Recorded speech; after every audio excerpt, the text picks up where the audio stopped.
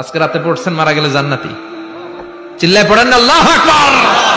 এজন্য বিশ্বনবী সব সময় নামাজে সালাম ফেরানোর পরে পড়তেন আস্তাগফিরুল্লাহ। কি পড়তেন? 3 বার পড়তেন আস্তাগফিরুল্লাহ আস্তাগফিরুল্লাহ আস্তাগফিরুল্লাহ। পড়তে রাজি আছেন? ইস্তিগফারের অনেকগুলো আলফাজ আছে, সবচেয়ে ছোট ইস্তিগফার হচ্ছে এটা, আস্তাগফিরুল্লাহ আস্তাগফিরুল্লাহ।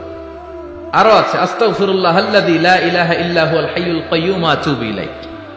বিশ্বনবী বলেন এই ইস্তিগফারটা যদি কেউ পড়ে, আত-তাওয়াল্লি মিন ইয়াউমিজ যাহাফ, যুদ্ধের ময়দান থেকে পালিয়ে আসা কবিরা গুনাহ। কি গুনাহ?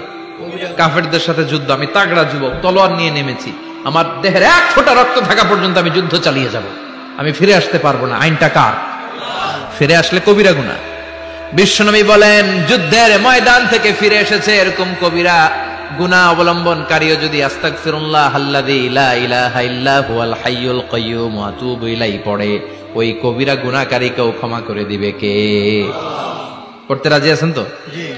আবার সাইয়েদনা আবু বকর বললেন, ইয়া রাসূলুল্লাহ আল্লিমনি দুআআন আদউ বিহি ফি সালাতি, এমন দোয়া আপনি আমারে শিক্ষা দেন যেই দোয়াটা আমি নামাজে পড়তে পারি।